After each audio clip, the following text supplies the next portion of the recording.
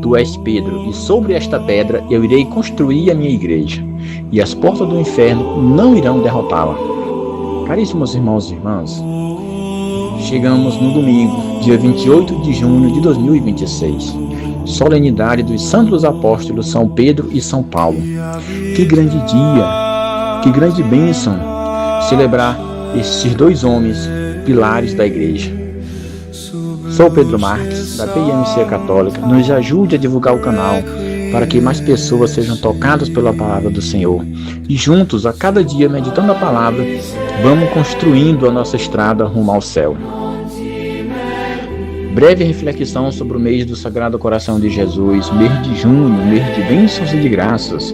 Aproximemo-nos da Santa Missa, ali acharemos o coração de Jesus, desejoso de se unir estreitamente a nós. Quão belo é o pensamento de São Lourenço Justiniano, quando exclama: ó Deus de amor, vós quiseste que nosso coração fosse um só com o vosso. Sim, um só coração. Porque Jesus disse: quem come a minha carne e bebe meu sangue, permanece em mim e eu nele. Assim, aquele que comunga está verdadeiramente em Cristo e Cristo nele. Jesus está no meu coração e meu coração está no coração de Jesus. Um só coração, sim, um só coração, diz São Cirilo de Alexandria. Da mesma sorte que dois pedaços de cera derretidos se unem, assim aquele que comunga torna-se a mesma coisa com Jesus Cristo. Um só coração. Quem então fez esta maravilha inefável? É o amor. São Dionísio Areopagita diz que o efeito principal do amor é produzir a união. Também o coração amante de Jesus quis instituir a Santa Comunhão, precisamente para se unir às nossas almas de maneira mais íntima. Por isso, na Eucaristia, o homem unido a Deus, um só coração. Sim, um só coração. Veja como esta união é estreita. Jesus se nos tinha dado como vítima, exemplar e mestre. Restava-lhe ainda transpor o último degrau do amor. Era dar-se a nós em alimento, a fim de tornar-se a mesma coisa conosco, como o alimento se torna uma só coisa com quem o toma. Ora, é o que ele fez, instituindo sob a forma de pão este admirável sacramento do amor, a Eucaristia. Um só coração. Busquemos, meus irmãos, a cada dia nos aproximarmos cada vez mais deste puro amor, que é Jesus Cristo na Eucaristia. Cada vez que eu for comungar, direi: ó Maria, minha mãe, dai-me vosso terno Jesus, como outrora o destes aos pastores e aos magos. Quisera ter vosso coração para o amar. Dizei-lhe que sou o vosso servo dedicado. A ele me unirá mais estreitamente ao divino coração. Em nome do Pai, e do Filho, e do Espírito Santo. Amém. Hoje meditemos o Evangelho de Mateus, capítulo 16, do 13 ao 19. O Senhor esteja conosco, Ele está no meio de nós. Proclamação do Evangelho de Jesus Cristo segundo Mateus. Glória a vós, Senhor. Naquele tempo, Jesus foi à região de Cesareia de Filipe e ali perguntou aos seus discípulos: quem diz os homens ser o Filho do Homem? Eles responderam: alguns dizem que é João Batista, outros que é Elias, outros ainda que é Jeremias, ou algum dos profetas. Então Jesus lhes perguntou: e vós, quem dizeis que eu sou? Simão Pedro respondeu: tu és o Messias, o Filho do Deus vivo. Respondendo, Jesus lhe disse: feliz és tu, Simão, filho de Jonas, porque não foi um ser humano que te revelou isso, mas o meu Pai que está no céu. Por isso eu te digo: tu és Pedro, e sobre esta pedra construirei a minha igreja, e o poder do inferno nunca poderá vencê-la. Eu te darei a chave do reino dos céus.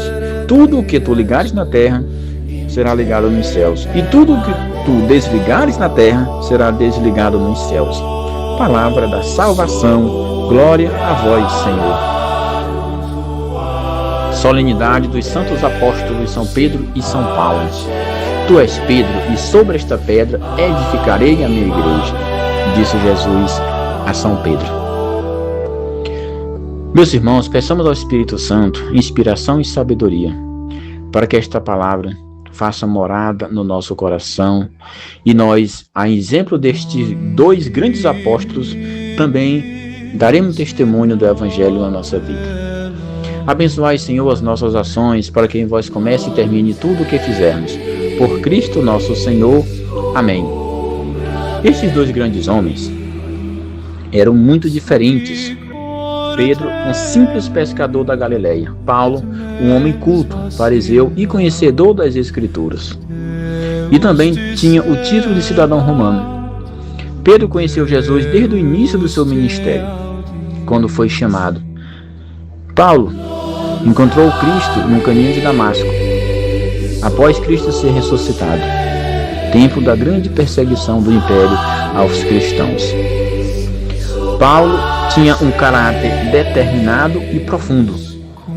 Apesar da grande diferença entre estes dois homens, algo em comum os unia. Entregaram completamente as suas vidas a Jesus Cristo. Ambos derramaram sangue por amor ao Evangelho e deram testemunho da verdade até o martírio. A liturgia de hoje é uma liturgia muito rica. Ela nos apresenta dois textos importantíssimos para a vida de todo cristão, para a vida da igreja. Jesus pergunta aos discípulos em Cesareia de Filipe: quem diz os homens ser o filho do homem? A resposta eram variadas.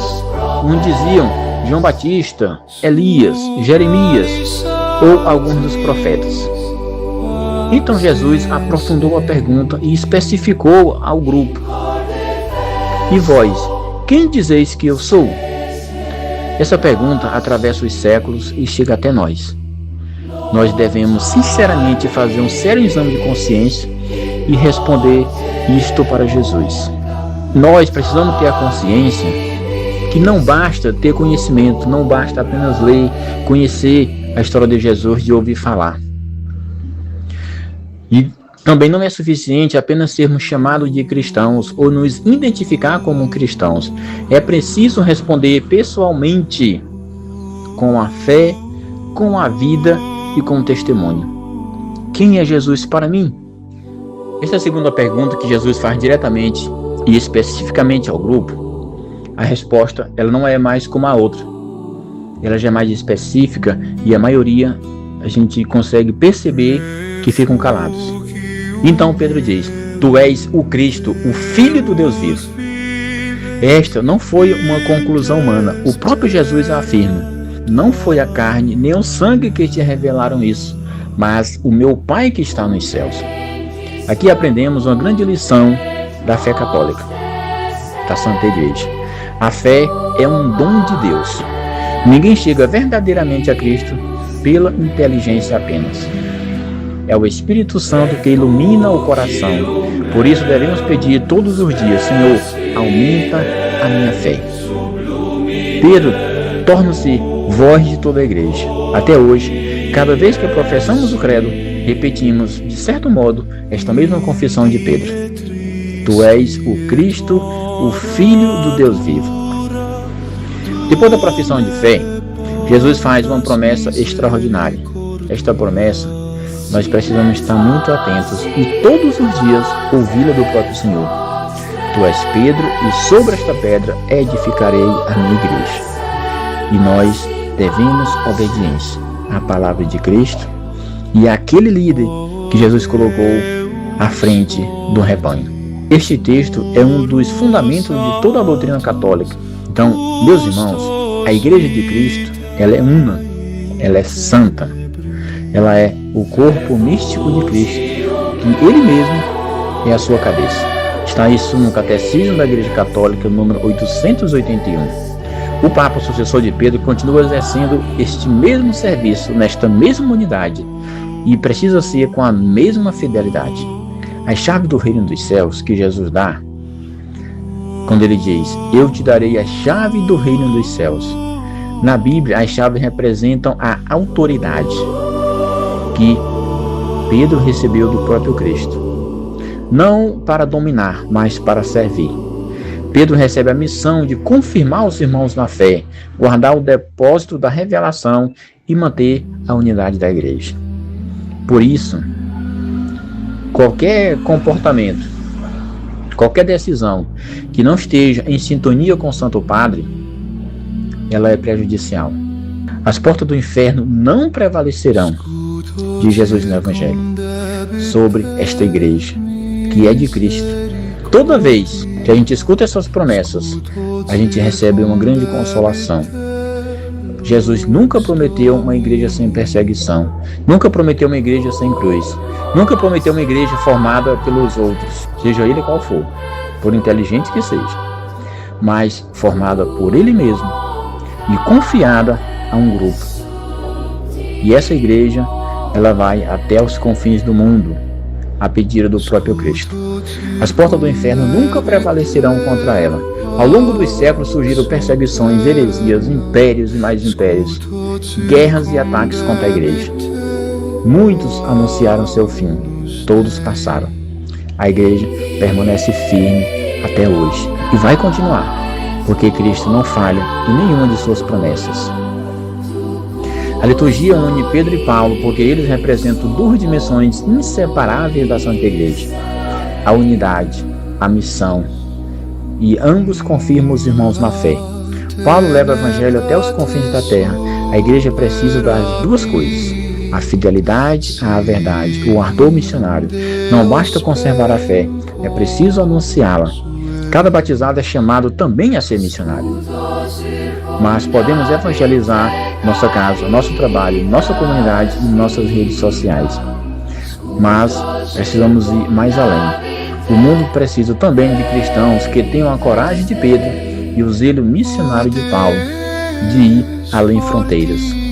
Somos convidados também a renovar 3 compromissos fundamentais. Primeiro, confessar com convicção: Tu és o Cristo, o Filho do Deus vivo.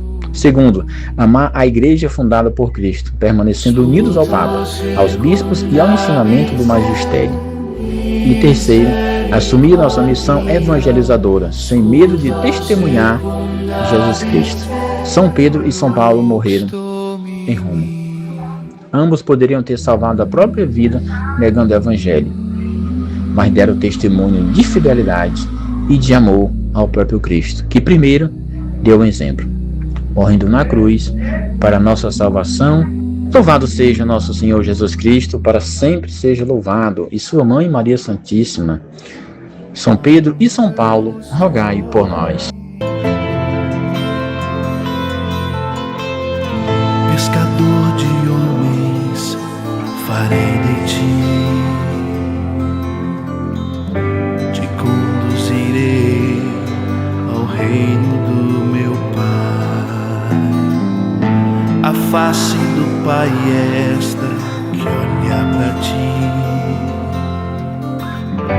pois quem me vê, vê o Pai.